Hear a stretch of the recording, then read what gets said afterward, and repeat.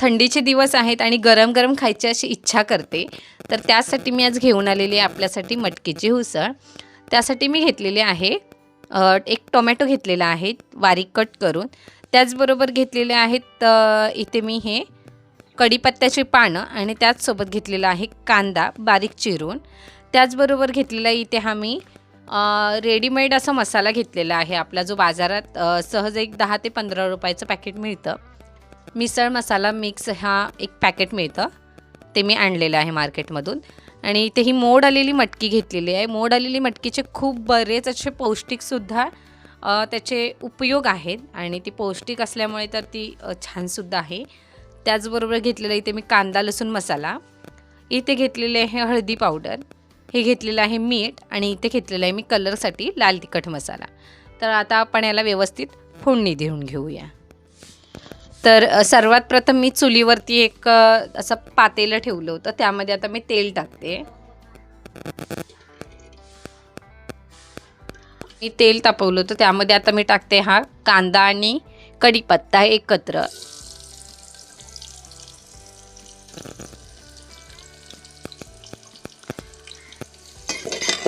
कांदा आपल्याला व्यवस्थित भाजून घ्यायचा आहे आणि त्यानंतर आपल्याला थोडासा कांदा प्रमाण कमी झालं म्हणजे कांदा थोडासा भाजला गेला की त्यामध्ये आपण ॲड करणार आहोत टोमॅटो.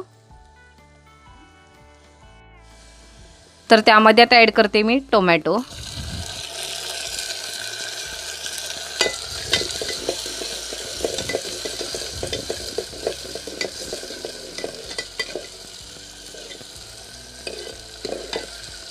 त्याचमध्ये आता ॲड करणार आहे मी आपण घेतलेले सर्व मसाले, जे की मी एकसाथच ॲड करणार आहे. त्याआधी मी करणार आहे ॲड इथे आपण हा जो घेतलेला मसाला होता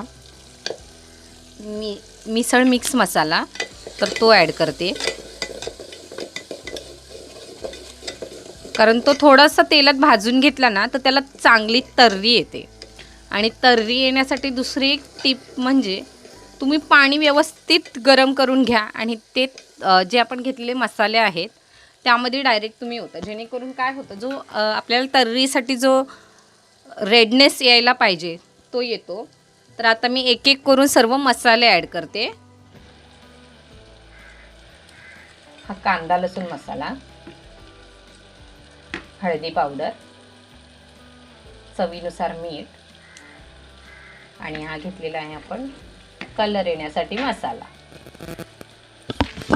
आता त्यामध्ये ॲड करणार आहे मी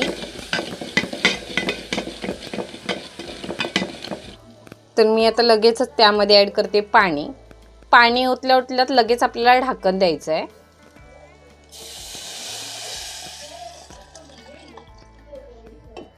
तर तुम्ही बघू शकताय जी आपली तर्री होती ती किती छान आलेली आहे. त्यामध्ये ॲड करते मी आता हा आपण घेतलेली मोड आलेली मटकी.